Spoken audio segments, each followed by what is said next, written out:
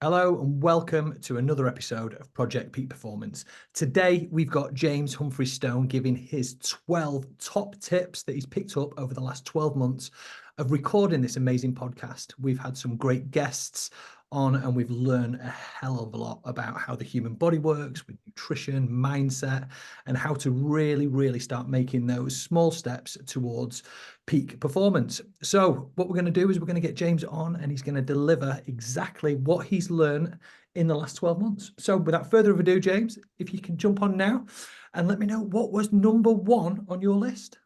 So number one on my list, no particular order to this. I just kind of brain dumped all of the things that really either meant something to me, I took away, I've implemented, all lessons that I've learned. And number one was really a share of gratitude on my part to Mr. Alex Willis, who formed this group, brought everyone together, had a vision, had a plan, had an idea, brought us all together. So for the opportunity to collaborate with you guys and to co-host some of the incredible guests that we've had, I'm just incredibly grateful to Mr. Alex Willis for creating this incredible environment. Mate, amazing, lovely. It's a shame to see him go.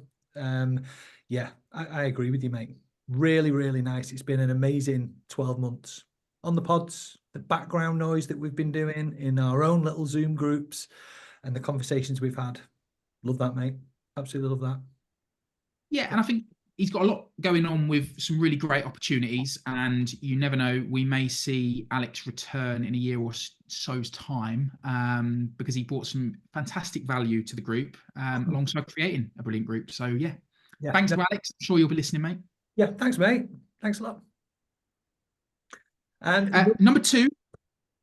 So number two, this came from the recording that Alex and I did with Stephen Kopp. And it basically boils down to environment is everything. That's what I wrote down.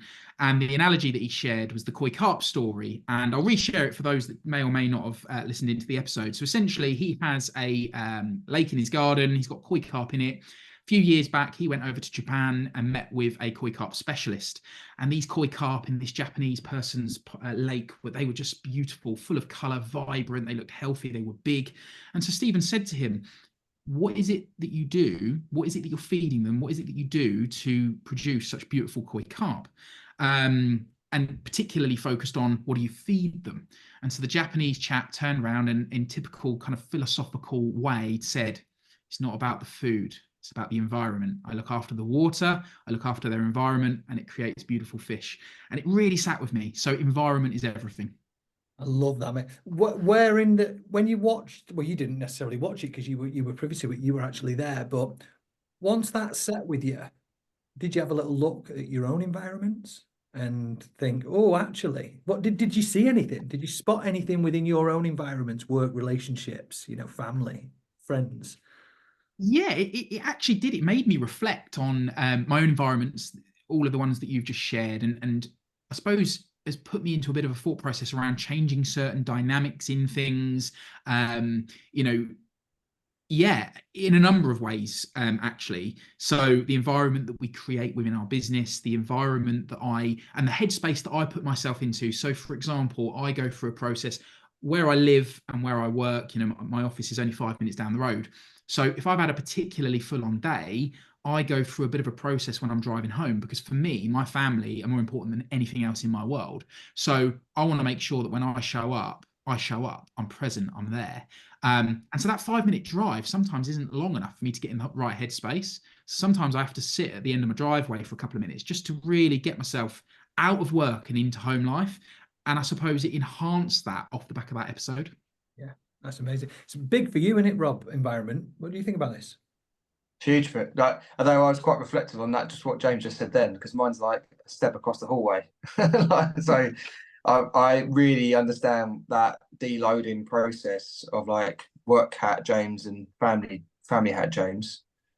But I think environments are huge. Environments, I think, dictate.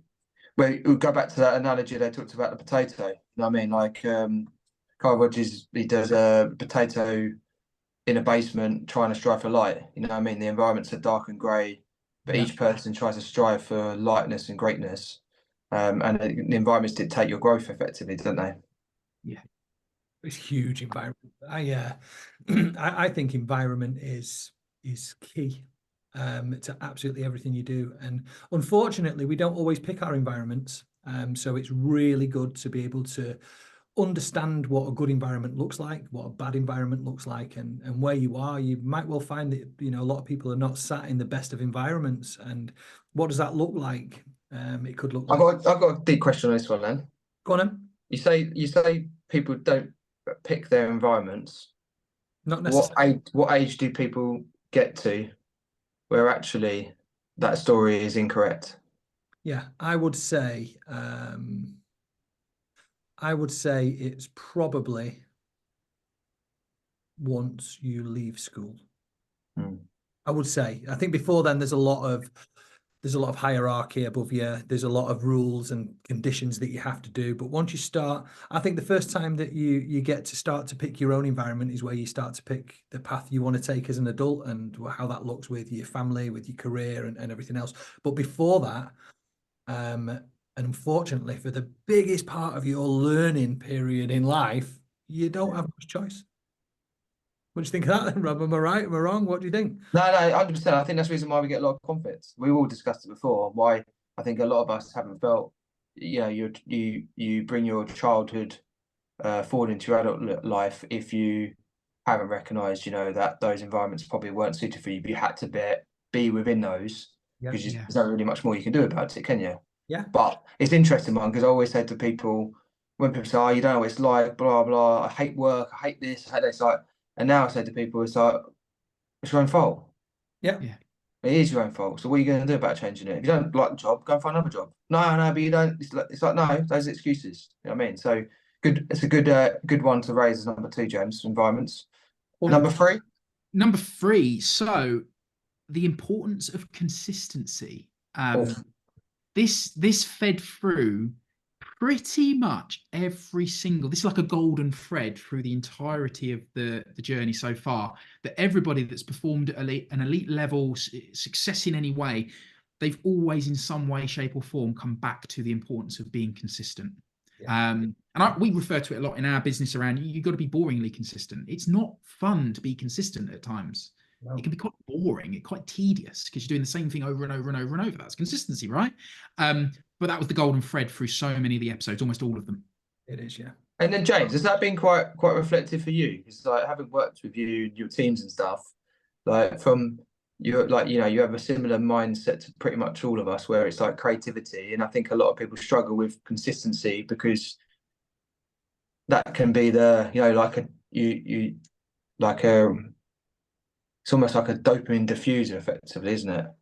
Because like you start saying like, yeah, it's good, but like consistency is, you don't get hits from maybe the consistency around stuff. Like what have you learned over the last year from listening to those people around consistency in your own life and your own business? See, it's an interesting one because as I was creating this list of 12, I am that person. You know, I like new ideas. I like to innovate. I like to kind of bring things together, you know, find something over there, see a pattern and how it can be all connected. So when I then have to look at the consistency piece, for me, I feel that I've looked at my list a bit more of a holistic approach rather than them looking at them in isolation. And what I mean there is I have, and by the way, this is an ongoing journey for me. So I want for anyone listening into this, by no means have I nailed this in any way, but I look at it as if I can create the right environment around me of those that are particularly good from the consistency perspective, then in essence, it allows me to be the creative. Yeah. And so it's still very much a work in progress, but I acknowledge there are certain things I'm very consistent at. Yeah. But there's other things where I'm like, I struggle, but they're the things that I've then essentially built in around me to support me not having to be consistent in those areas. Hopefully I make sense in what I've said there. Yeah, well, it's delegated into the right way. It's like I'm happy to be consistent in this stuff, but this stuff bores the shit out of me. It's not my skill set to pass on and find someone who actually then can fill in those gaps, isn't it? Yeah. And I must say there that where, you know, the stuff that I find mind numbing, I'm not delegating it to someone who also finds it mind-numbing. I'm delegating it to someone who actually feels empowered by and infused by that thing. So that's their unique ability, and they're living in it. So therefore, they're happy with that. I don't want anyone listening in thinking all I do is sit at the top of a hierarchical tree and go, right, you can have that shit, and you can have that shit. I was going through some people around the Eisenhower's matrix, yeah. And we categorise into D1, D2, D3, and D4. And in a session the other day, one of the guys we all know, he brought his ops person. He's like, I'm going to start calling her D3, like, which is the delegation part to her. So I'm going to change her name to just D3. So because all of the stuff he was on this list, he was like, D3, you've got D3, you've got D3. She's like, she's happy to take it on, but he was like, I'm going to call you D3 now from now on. D3. So, Love that. Love that. So I think that ties in, though, the whole recognizing your strengths. It's not actually on my list. I think it's, let's call it 3A. Recognizing your strengths and positioning yourself. So coming back to that environment piece, Dave and I were having a conversation offline before we hit record for this, completely separate to the recording, but in some ways relevant. And the 3A for me is recognizing your strengths, your abilities, where you should be positioned, and then work towards creating an environment around you that can support that to happen. And so there should be cohesion then in that entire unit. That would be my 3A. Nice. I was actually going to say, you could have done it there. I was going to say, wonder what the consistency, I think we all know, is key to achieving goals in a quicker period of time. But what stops consistency? Flow. Flow stops consistency. Or out of flow. Yeah, out of flow stops consistency. So what is it that inconsistent? If you're consistent at something, what have you got? And if you're not consistent in something, what do you think you need? Discipline. Great. Yeah. Someone that is consistent has an immense level of discipline. I'm happy to throw my hand in the air and admit I'm not the most disciplined person in the world. Am I okay with it? Probably not, but I'm okay to accept that actually, if I had to work on any area of my character, one of the main ones would be the discipline piece. Certain things, again, if I'm immersed in something and I love it, you struggle to pull me out of it. Like, I go into deep flow, I'll go down the rabbit hole. I become so disciplined that nothing else in my life matters. Almost obsessive. But if I start to lose interest, or I'm not that deeply connected to whatever the thing is, my discipline does start to then waver. But I would say discipline, from a personal standpoint, I would say discipline would hinder consistency. Yeah, I agree. No, I agree. The reason I'm saying it is I believe that we have, for the most part, I think a lot of this comes down to re-establishing with yourself what's important and why it's important as well. Yeah. And for the most part, if you're not disciplined, I would go as far as to say, from one end, you're not finding it tough enough, and on the end, and you don't really know where you're going, which is why it's not worthy. But I bet you, if we put something in front of you that you knew was really important and kind of mission critical, that if you didn't do it, then the goal would fail, that all of a sudden discipline seems to find its way around and sneak in through the back door and motivation does and everything else. And yeah, it's just a bit of a brain dump and a bit of an exploration. I think consistency is one discipline, but it's the habit formation of habits that lock in the brain, isn't it? Yeah. Yeah, I mean, it's like like you said, mission critical, non-negotiable. But you have to have that transition period. So it's going to be a transition period of like the consistency is the thing that brings you into discipline. Yeah, and lifestyle changes. Like, so I was saying only to someone the other day, I was saying, like, when you look at going to the gym, there has to be a level of acceptance that you've got to consistently go within a realistic period to establish those new rules of your life. Yeah. And the consistency is the bit that you tell yourself. Yeah. Before it starts to get into it, you don't go motivation or that side to it. It's like that's the bit that people struggle with. Is like, if they choose motivation, then that's a feeling. Yeah. Consistency, discipline, habits are like more tangible things that are commitments affected to yourself. Yeah, I was going to say on that as well. there's the mindset piece, and I think you've touched on it there, the difference between the motivation and the feeling and the discipline of the mission critical. Ian referred to it from Chris Hunt's episode. I didn't put it on my list, so the freebie.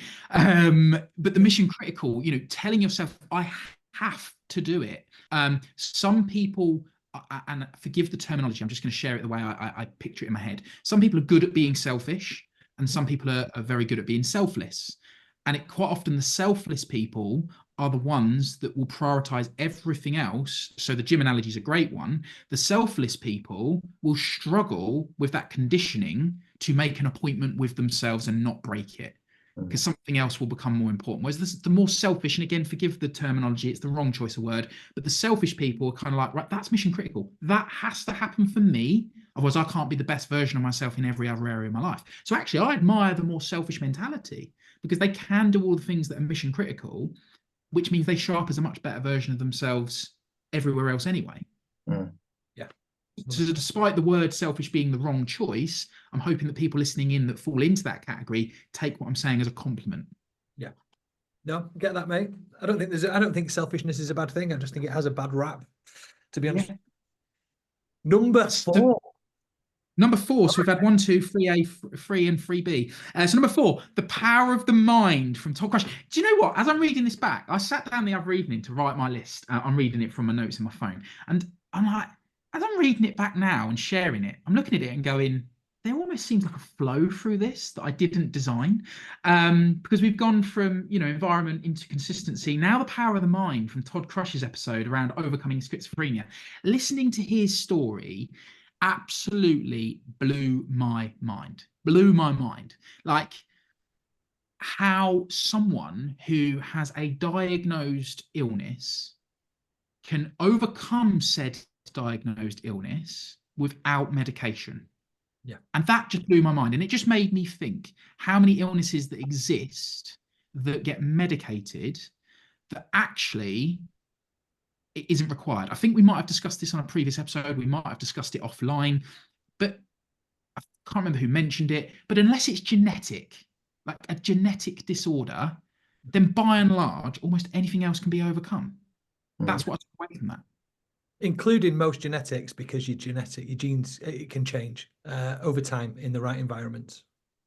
Yeah. Incredible. Crazy.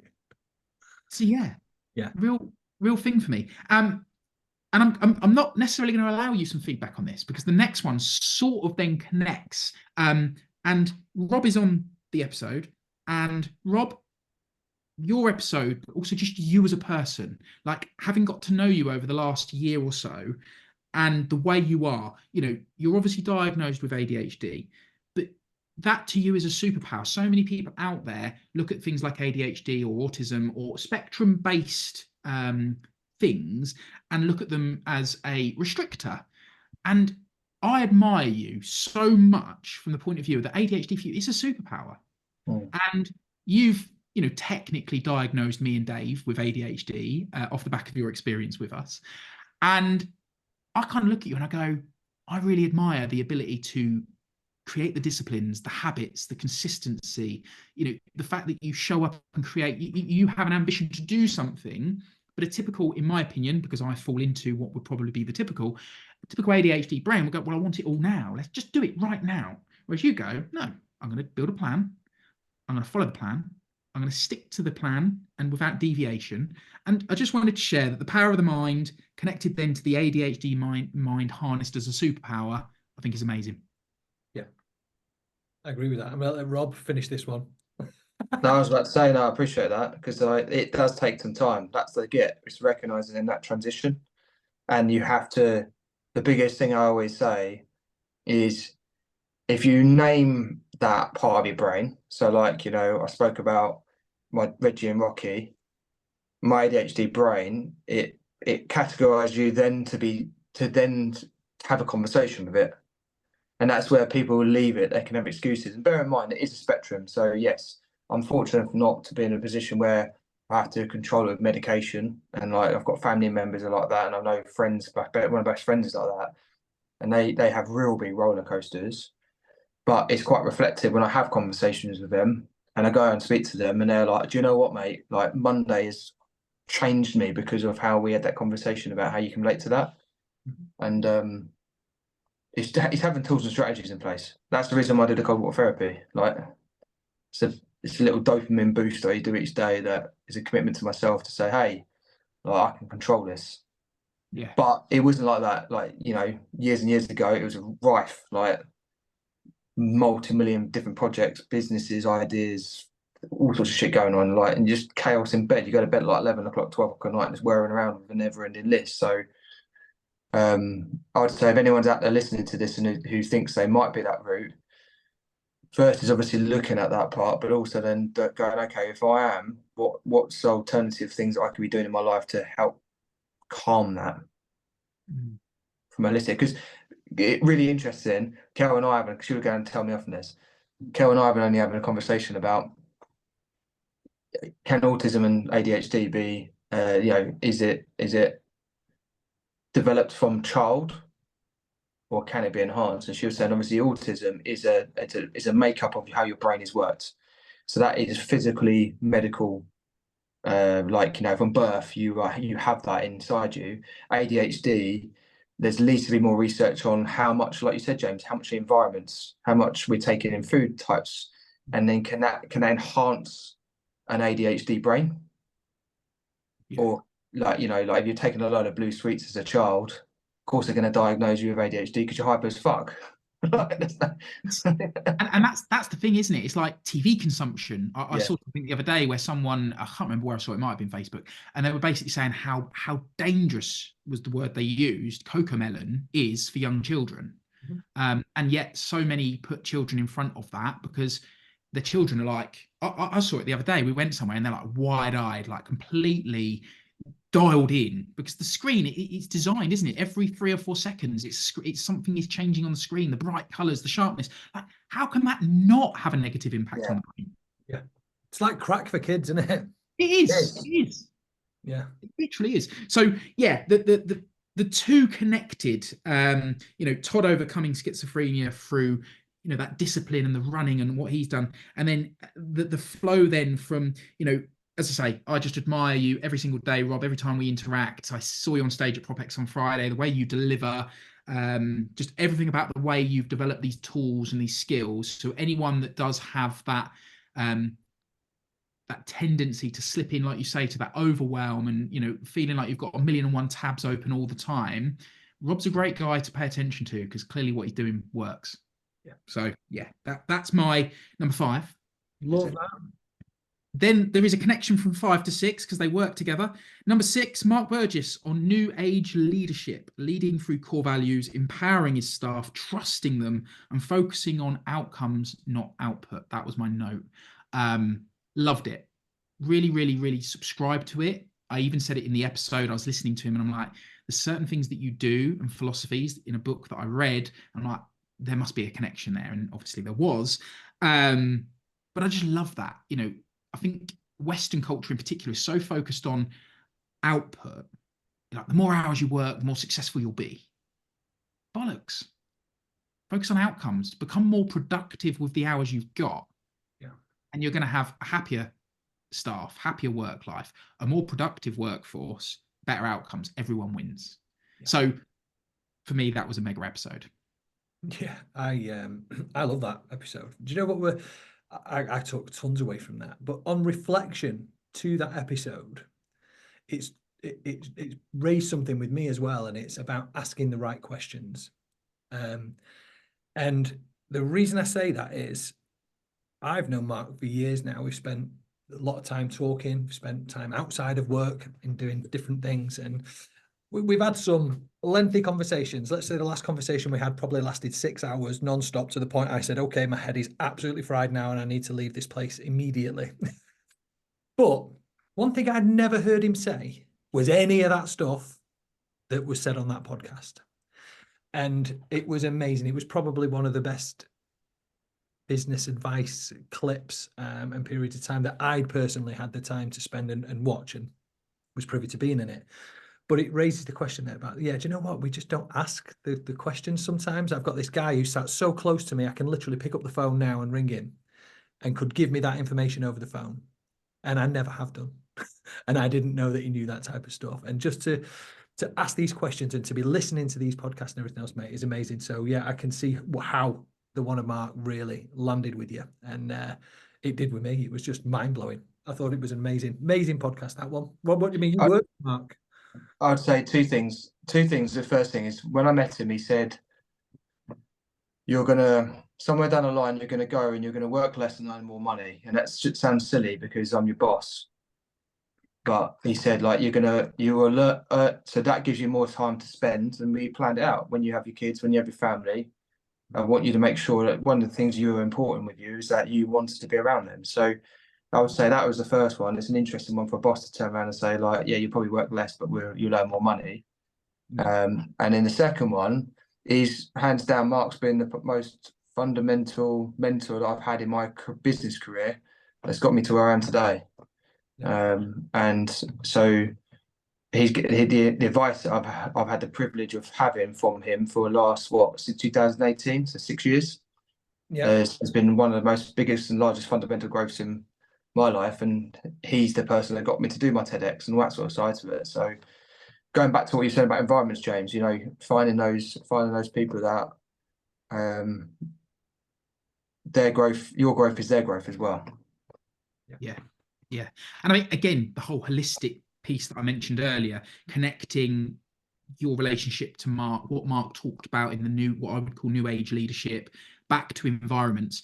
I think one message for anyone that's listening in that might be in a world where they feel that they don't fit, for example, you know, PropX was really eye-opening for the amount of people that talked about mental health, but I'm talking about mental well-being. I'm talking about, you know, you feel like you're out of place in the business environment, whatever the case may be. It's the environment that is dictating how you feel, not that you're failing, not that you're a weak person. You can't teach a fish to climb a fucking tree. So if you're in the wrong environment, stop trying to climb the tree, man. Get back in the lake. Do you know what I mean? So yeah, that's the whole kind of full circle thing. Number 7, the impact of a natural approach to our mental and physical health, from Dimitri. One of the first guests we had on, overcame Crohn's, was diagnosed with Crohn's, which, as we all know, is a lifelong debilitating illness, and managed to naturally overcome Crohn's without any form of medication. And so again, it just ties back to everything we've discussed, or everything I've shared so far, I suppose, in so much as things can be done naturally. We don't need to medicate. And his story, and also his mission, I found fascinating, admirable, but most of all, again, discipline, consistency in all of the things that we've talked about so far on the episode. He embodied to overcome that illness. Before you listened to that episode, James, did you have the mindset that if you were diagnosed with majority of illnesses, it was kind of final and there's not a great deal you can do about it? If it was an eye-opener that things can change? Because I know for personally, you know, a good few years back, that was the view I had. Well, if you've got this, then unfortunately, mate, you've been dealt a bad hand and there's not a great deal you can do about it. My opinion has changed somewhat on that of recent years, but what was it like before? What was your mindset before that podcast? And was it that initial one that changed it, or was it just the sprinkling on the top that changed it? I actually think that listening to Dimitri's pod and then listening to a lot of the guests we've had on so far, it's changed my view entirely. I think I've probably grown up in an environment where, in certain ways, I don't believe the hype behind what I've been taught. But in other ways, when it comes to illness and health and well-being, I think I probably believe the hype. And so I suppose Dimitri was a little bit like the Roger Bannister for me around health. You know, nobody believed they could break the 4-minute mile, and then all of a sudden Roger Bannister does it, and everybody does it. And I think that him talking about that, and so then I guess I'm paying more attention. Then I watched something recently where there was a guy, a US senator, talking about how he had been diagnosed with diabetes, but chose to change his diet entirely, and now no medication, no diabetic symptoms. And so I'm finding that I'm more and more in environments where I'm consuming this kind of message, if you like, that everything can be changed. Most things, sorry, not everything, that's too final. Most things can be controlled or changed through the way you treat the vehicle within which you live. Yeah, 100%, mate. It's a real open-minded and changeable way to view things. It's definitely not fixed-minded, where it sounds that both me and you. What about you, Rob? Was there a time that you believed, or what is your current belief, I suppose, is the right way of asking it, and has it changed in the last 12 months? I think for me, like I've always been one of those tin pot wearing conspiracy theory people. So I've always looked at it in a different way, thinking, oh, well, there's always a link between pharmaceutical companies and food companies and lobbyists and all that sort of side to it. I think with Dimitri, it was almost more of a re-education on like how you approach like things like your breakfast and how you approach different food types, and what you think might be the case is a different type. So that was a real eye opener for me. I've up until probably his podcast, I drank a lot of Monster drinks and stuff like that, and I sort of pulled back from that and then re-educating, go, how do I change this? My breakfast is massively changed now. Like I'm more like cutting up carrots and all sorts of stuff and having eggs, and like so he was that person who sparks that more, and I think that's actually also helped maintain my weight actually quite flat this year, which is a nice bit rather than shooting back up. So it's a real good education, and I think like what I loved about it as well is going back to what you were saying, James, about the holistic part, is another person promoting a holistic way of living, getting out, standing outside, grounding and that lot, and a young male as well promoting that. It was a great one to have on there, to just from multiple different things. It was huge. That was number 7. Number 8, Rob, this is again another one that you've introduced, and I don't even think we talked about this on a podcast. Checking in. Simple yet effective. From the moment you shared the check-in process, and I'll elaborate in a moment, I introduced it to Hayley, my other half, and we've checked in every Friday since, every Friday night. And if we miss it for any reason, whether one of us is away or whatever, the evening gets away from us, we always make sure that over the weekend we then build it in. And quite honestly, it's changed the way we communicate. It's changed our relationship. It's changed so much for the positive, that something as simple as allocating time and space to sit down with those that are important to you, loved ones, and checking in with them. But actually, like you've said before, measuring it on a scale of 0 to 10. How you feeling? Where you at? What are you saying? What's your score? And then unpacking that. And how can we get from 5 to 6, 6 to 7, 7 to 8, whatever? That has been an absolute game changer. So again, I'm grateful for the introduction of that, mate. Appreciate that. I saw another one for other people as well out there, which is like another one which would like that Brené Brown brought through. And that's pretty much, the check-in came from a counselling concept, because you have to check in and check out when you do therapy counselling in group environments. But Brené Brown got another one for anyone out there as well. It was she sits down with her husband, and they measure it on a scale of out of 100, and they say, what energy have you got left? So what's my energy levels? So I'm 30, Kel's 70. I say I'm 30, Kel goes, I've got you 70. But also, if Kel goes, I'm 30 and I say I'm 40, we recognise there's a 30% difference. So we have to make sure we've got to be kinder with each other towards that process, because we know we're not 100% together. And I saw that and I was like, wow, that's a really powerful thing. I'll be honest with you, Kel and I have been using that over the last month or so, because of her finishing her coursework and all sorts of chaotic stuff. And we almost have to check in, because sometimes, if you are in that relationship, we get a bit, little bit bitey with each other and stuff like that. That's the measure where you go, recognise now we're both on the power levels low, so we need to be kinder to each other to make sure we try and charge each other back up. Yeah, love that.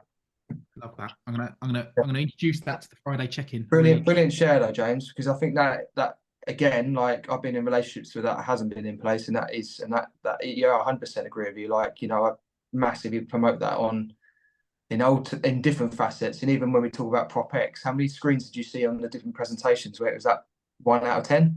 Like measurements of some sort, it's everywhere. Yeah. And I think that's the other, for anyone that just wants to truly understand the process that Rob introduced to us. So it's a case of setting aside time. So 8 o'clock every Friday evening, Hayley and I will sit down to check in. And part of that process is understanding that as soon as 8 o'clock ticks around, no matter what's happening the week leading up to that point, as soon as 8 o'clock ticks, it's a safe space. So no matter what is said, it's okay. Remove the ego, leave it at the door as you go into the space. And Hayley and I have both got quite big egos. We're quite, and so we can be an amazing concoction, but it can also be quite explosive when we fall out, because we're quite similar.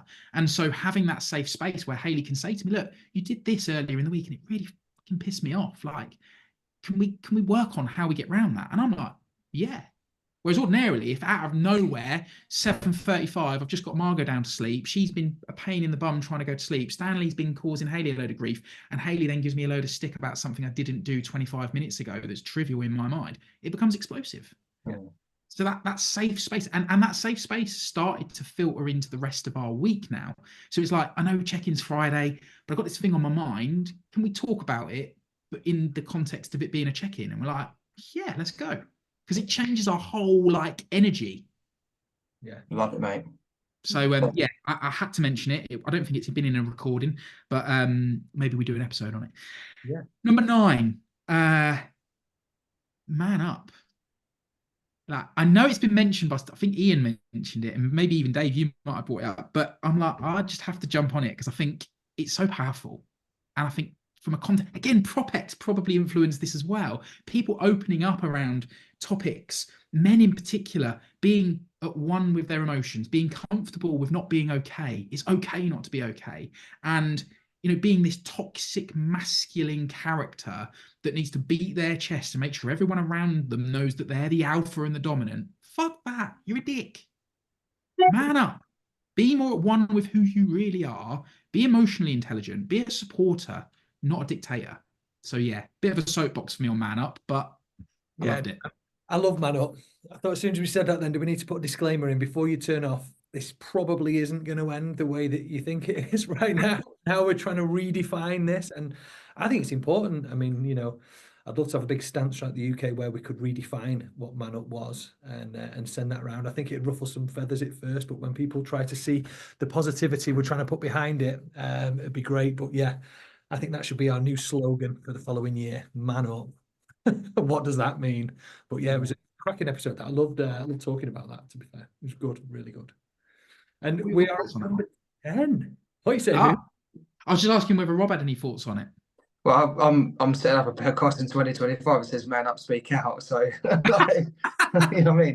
And that's actually based around purely mental health for men, and getting men, interviewing men around the transition between traditional man up to proper man up. You know what I mean, and that process. So I'm a massive advocate of that. I think to own yourself as a man is different to classing yourself as a man, if that makes sense. Like, it takes, man up is about ownership of being a supportive partner, knowing who you are, a supportive friend, supportive family member, being there showing up when you need to show up.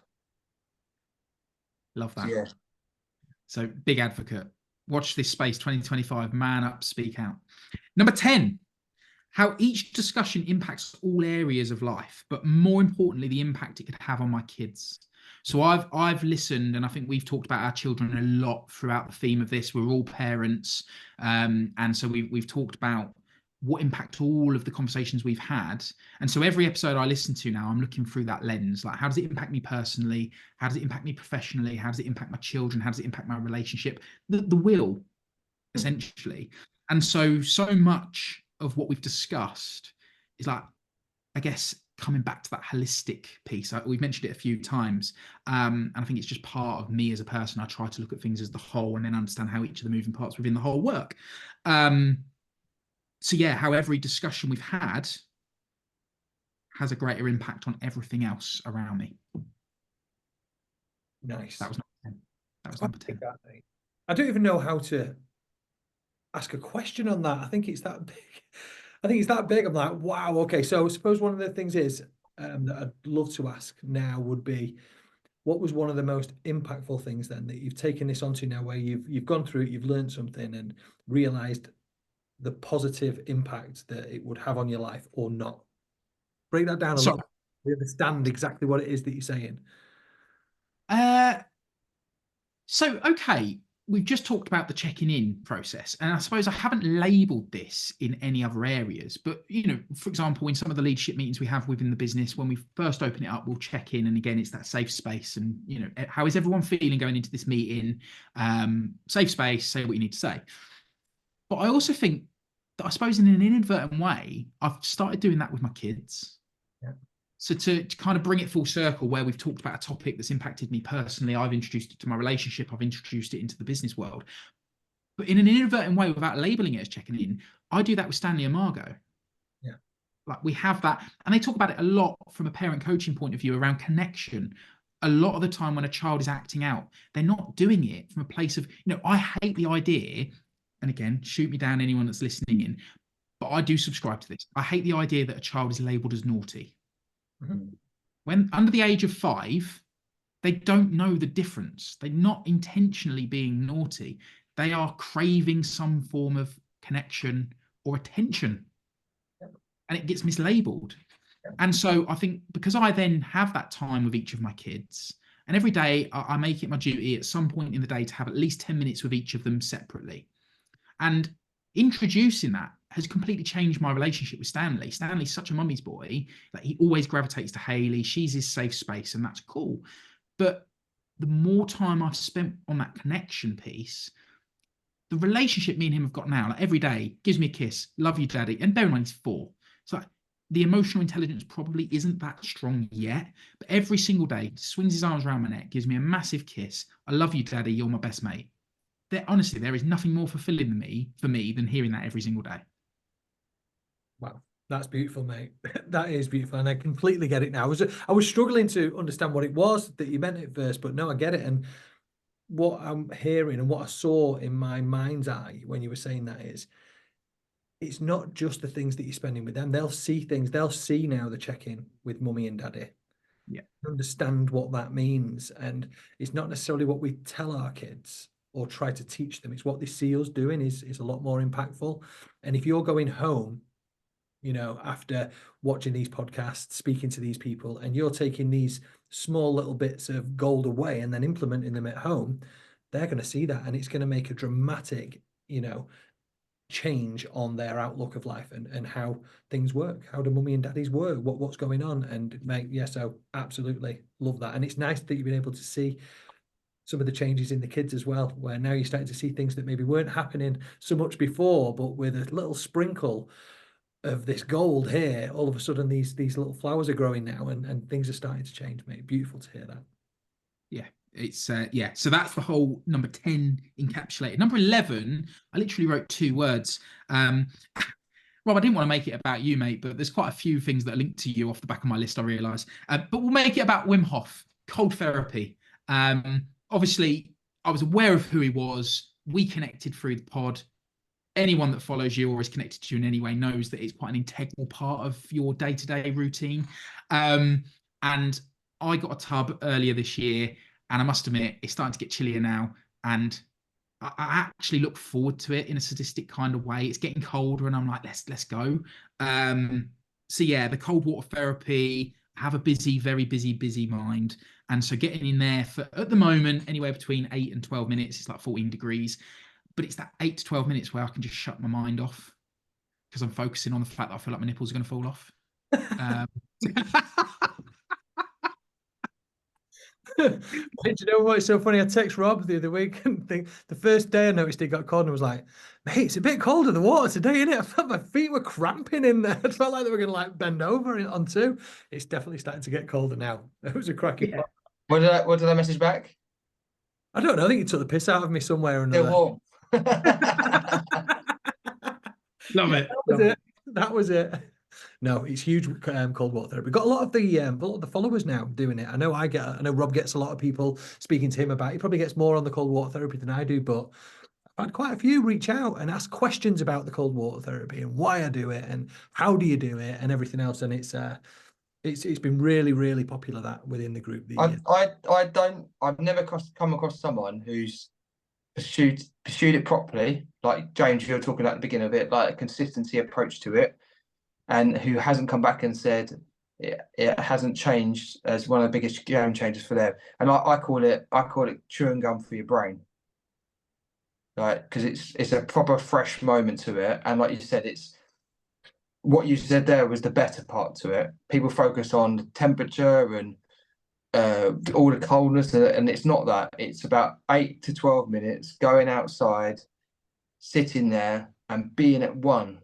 And actually, it's good this time of year because you get the elements, you get the rustle of the trees, the birds tweeting, different temperature rises, wind, and those are sort of things. Stormy rain the other day. Yeah, but rain's how cool is the rain when you're out there and you're like, it's warm.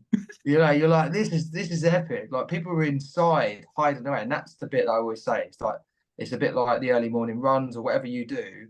For me, that's been like you get up, you get out there, you're doing something that 99% of other people think you're weird doing because they've never tried it before, but it works for you.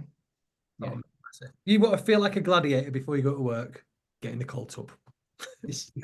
Well, it goes back to, James, you're saying about checking in. Whenever Carol's feeling a bit there, I said, have you jumped in the tub today? She's like, no, go and do it. I was like, she did not want to get in there this morning. I was like, go and do it. And she got in there, she was like, I even topped up to the level, so it was right up to her neck. I was like, go in there. She came out, she was like, that reset me.